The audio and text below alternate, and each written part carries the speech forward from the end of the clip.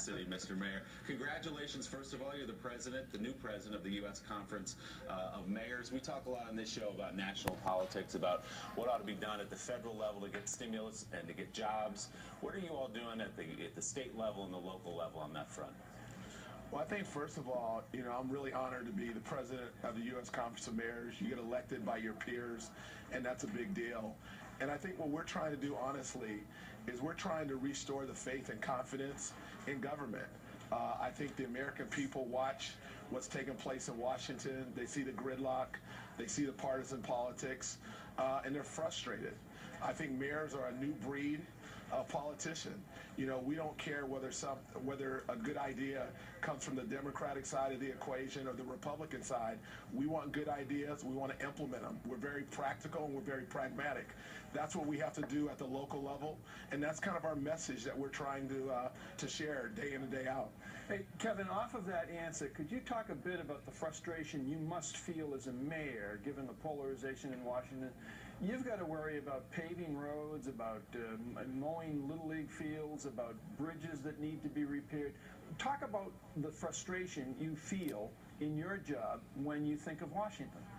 I think it's a great example. I mean, we're happy to work with Washington, and we want to, but we can't wait on Washington.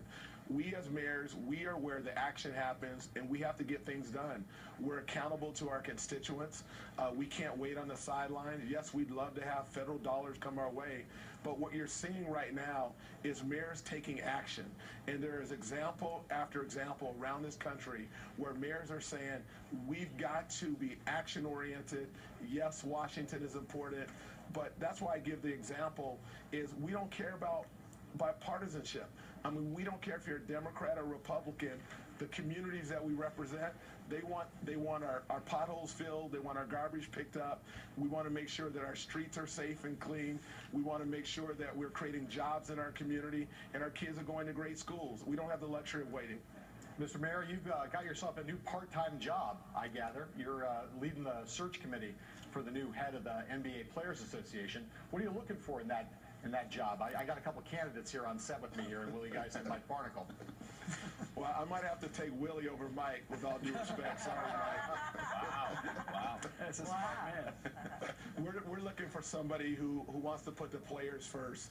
That's really important. We have an opportunity, when you think about the NBA and the Players Association, they have an opportunity to usher in this new growth in the NBA. We need somebody who understands we need to grow the pie and be a great partner with the NBA. Adam Silver is taken over as commissioner after David Stern, who's done a great job of growing that business, and we want somebody for the player side who puts the players' interests first, but it's about a partnership that will grow that business.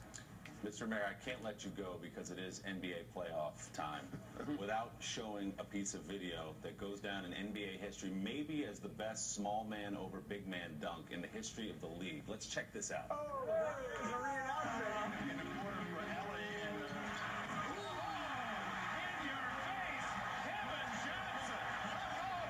Not just any big man, mind you, the great Akeem Olajuwon. What do you remember about that moment?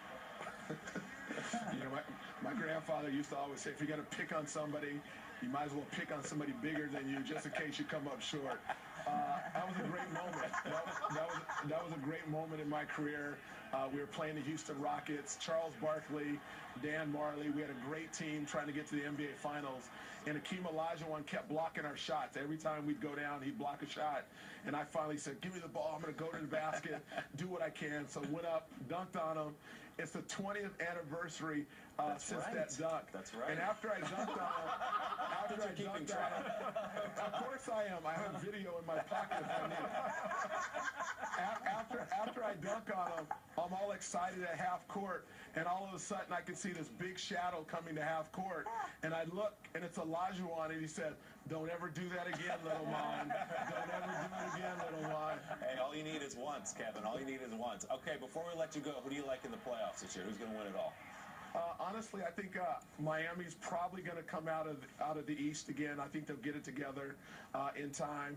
And then as a mayor of Sacramento, you root for the smaller city markets as well. So I think San Antonio or Oklahoma City will come out of the West. It's sure looking that way. Sacramento Mayor Kevin Johnson, always good to talk to you again. Thank you for waking exactly up. the same. Yeah, he looks good. As an age Thanks, today. Nicole. Thanks for waking up early. Congrats again on the new position with the U.S. Conference of Mayors. We'll see you soon.